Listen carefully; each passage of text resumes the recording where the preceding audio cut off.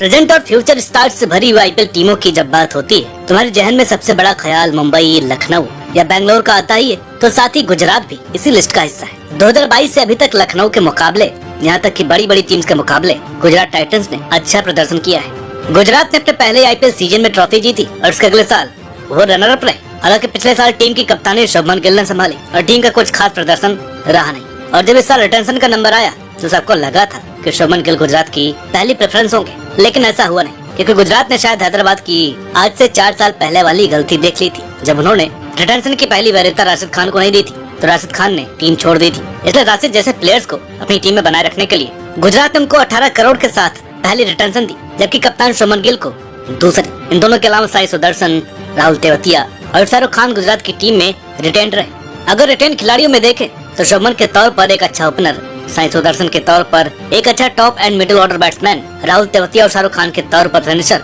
और राशिद जैसा एक विश्व स्तरीय लेग स्पिनर जो लोअर ऑर्डर पर अच्छी बल्लेबाजी कर सकता है। तो ऑक्शन में जाने के बाद क्या गुजरात टाइटंस ने वैसी ही टीम बनाई है जैसी उनकी 2023 में थी, या फिर ये टीम उनका इस बार और भी बेहतरीन तरीके से सर्व कर पाएगी? क्या रही ऑक्शन की बेस्ट पिक्स और कैसी रही उनकी ओवरऑल ऑक्शन परफॉर्मेंस? बात करेंगे खिलाड़ियों के रिसेंट फॉर्म के साथ प्लेइंग 11 आईपीएल टीम के स्क्वाड एनालिसिस का। यह आखिरी वीडियो है और आपने जिस इज्जत और मोहब्बत के साथ इस सीरीज को सराहा है उसके लिए आपका बहुत बहुत शुक्रिया। तो आज बात करेंगे गुजरात टाइटंस 2.0 की। तो रिवाज बरकरार रखते हुए सबसे पहले रिटेन खिलाड़ियों की कुंडली निकालते हैं। इंडिया के नेक्स्ट सुपरस्टार शुभमन गिल को 145 टी20 मैचेस का अनुभव है, जिसमें उनके बल्ले से 4471 रन आ चुके हैं और इस दौरान उनका औसत जहाँ 36 का है तो स्ट्राइक रेट 137 का। हालांकि उन्होंने अपना आखिरी टी20 जिम्बाब्वे के खिलाफ खेला था तो पुरानी बात होगी, इसलिए उनकी रिसेंट टी20 फॉर्म कैसी है इसका अंदाजा लगाना मुश्किल है। लेकिन उन्होंने इस साल आईपीएल में कैसा परफॉर्म किया है उसके दम पर हम एक अंदाजा लगा सकते हैं। तो इस साल हुए आईपीएल में उन्होंने 12 मैचेस की 12 पारियां खेलते हुए 426 रन बनाए और इस साल जो चीज अच्छी लगी वो थी 147 का स्ट्राइक रेट और उन्होंने 38 की अच्छी एवरेज भी रखी थी। लेकिन उनका जो ड्रीम सीजन था वो लास्ट ईयर 2023 में आया, जब उन्होंने केवल 17 पारियों में रिकॉर्ड 90 रन बनाए थे, जिनमें 3 शतक और 4 अर्धशतक शामिल थे। फिर क्योंकि गुजरात को अपने 7 मैचेस अहमदाबाद में खेलने और वहाँ शुभमन का रिकॉर्ड कैसा है इसे बताने की जरूरत नहीं। चलिए अब चलते हैं दूसरे रिटेन बैट्समैन साई सुदर्शन की तरफ। वो भी लगातार फर्स्ट क्लास टूर्नामेंट खेलने में लगे हुए थे। हालांकि उन्होंने सैयद मुश्ताक अली ट्रॉफी में एक मैच खेला जिसमें उन्होंने केवल और केवल 9 रन बनाए। बात की जाए इनके ओवरऑल टी20 करियर की तो अभी वो केवल 44 पारियों का एक्सपीरियंस रखते हैं, जहाँ उनके नाम 1512 रन है। मुख्य तौर पर उनका काम एंकर करने का होता है, जो बात उनके स्ट्राइक रेट से पता लगती है। लेकिन उनकी 40 की औसत भी है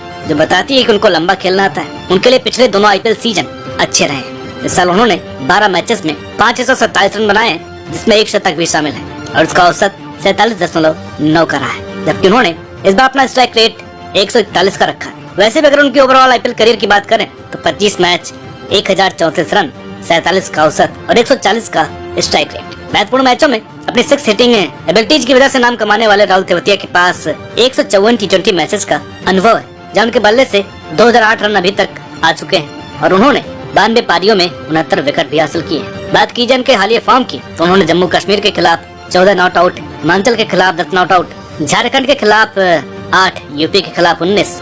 उनका सबसे अच्छा परफॉर्मेंस मणिपुर के खिलाफ आया जब उन्होंने 43 नॉट आउट बनाए। अभी तक कुल 4 टीमों का हिस्सा रह चुके तेवतिया को 93 आईपीएल मैचेस का अनुभव है, जिसमें उनके बल्ले से 113 रन और गेंद से 32 सफलताएं दर्ज हैं। एक अच्छे ऑलराउंडर और अच्छे फिनिशर की हैसियत से टीम में रिटेन किए गए शाहरुख खान ने इस साल तमिलनाडु प्रीमियर लीग यानी TNPL की 7 पारियों में 225 रन बनाए, जिस दौरान उन्होंने धमाकेदार 182 का स्ट्राइक रेट कायम रखा है और 45 की बेहतरीन औसत प्राप्त की है। यही नहीं, बॉलिंग करते हुए भी उन्होंने 9 पारियों में 13 सफलताएं हासिल की। इसके अलावा सईद मुश्ताक अली ट्रॉफी में उन्होंने जहाँ कुल 4 विकेट झटके तो वही 137 रन भी बनाए, यानी कि अपने करियर की सबसे बेस्ट फॉर्म में चल रहे हैं। बात करें उनके आईपीएल करियर की तो अभी तक पंजाब और गुजरात के लिए खेलते उन्होंने 10 मैचेस में 553 रन बनाए। हालांकि उनको कोई सफलता हासिल नहीं हुई, लेकिन अभी उनका बेस्ट सीजन आना बाकी है। बात अगर राशिद खान की करें तो उनको 12 कंट्रीज की लीग में 15 फ्रेंचाइजी से खेलने का अनुभव है। कागजों पर केवल 26 साल के दिखने वाले राशिद खान के पास 451 टी20 मैचेस का अनुभव है, जहाँ अभी तक 622 सफलता वो हासिल कर चुके हैं, यानी कि उन्होंने 273 पारियों में 2544 रन भी बनाए। बात की जाए रिसेंट टी20 परफॉर्मेंस की तो उन्होंने जिम्बाब्वे के खिलाफ केवल 3 पारियों में 9 सफलताएं हासिल की। उनकी इकॉनमी कितनी की रही? 6 की, यानी कि राशिद खान पूरे साल जब भी टी20 में बॉलिंग करने उतरते हैं तो हमेशा इन फॉर्म रहते हैं। इसके अलावा आईपीएल की 121 पारियों में 149 सफलताएं हासिल कर चुके हैं और जो चीज इनको सबसे घातक बनाती है वो इनके चारों पर, क्योंकि 121 मैच खेल लेने के बाद भी उनकी इकॉनमी 7 से नीचे है। तो चलिए अब ऑक्शन में लिए गए खिलाड़ियों के आंकड़े और हालिया फॉर्म की बात करते हैं। शुरुआत करते हैं बल्लेबाजी डिपार्टमेंट से। गुजरात टाइटंस ने इस साल ऑक्शन में बटलर, कुमार कोशाग्र, अनुज रावत, रदरफोर्ड और ग्लेन फिलिप्स को शामिल किया है। पूरे आईपीएल के सबसे हॉट पिक्स में ऋषभ पंत या लोकेश राहुल में से कहीं ज्यादा जोस बटलर को मैं कहूंगा। उसकी सबसे बड़ी वजह अभी तक आपको उनके हालिया फॉर्म से पता लग जाएगी। अबू धाबी टी10 लीग में उन्होंने 29, 21, 30, 60 और 62 रन बनाकर सबसे ज्यादा जिसका दिल दुखाया है वो है राजस्थान रॉयल्स के फैन की। बात की जाए उनके टी20 करियर की तो 429 मैचेस का तजुर्बा रखने वाले बटलर के नाम 145 का स्ट्राइक रेट और 35 की औसत दर्ज है। ताजुब की बात तो ये है कि राजस्थान के लिए इनका इस साल का सीजन पिछले साल के सीजन से अच्छा गया था, जहां उन्होंने इस साल 40 की औसत से और 141 की स्ट्राइक रेट से रन बनाए थे। वहीं पिछले साल उन्होंने रन तो ज्यादा बनाए लेकिन औसत केवल 28 की थी। जॉस बटलर के बैकअप के तौर पर कुमार कोशाग्र इस टीम में शामिल है, जिन्होंने इस साल सईद मुश्ताक अली ट्रॉफी में दिल्ली के खिलाफ केवल 30 गेंद पर 55 रनों की ब्लिस्टरिंग पारी खेलकर अपना जोर दिखाया। वहीं एक और विकेट कीपर अनुज रावत ने इस साल दिल्ली प्रीमियर लीग में 10 मैचेस खेलते हुए 356 रन बनाए, जिसमें उनका स्ट्राइक रेट 156 करा और उन्होंने एक तेज शतक भी बनाया। अनुज रावत भी सितारों की इसी फहरिस्त में शामिल है जो आरसीबी से बाहर निकलते ही चमकने लगे, यानी कि उन्होंने सईद मुश्ताक में 33, 73 और 49 रनों जैसी इनिंग्स खेली है। बात की जाए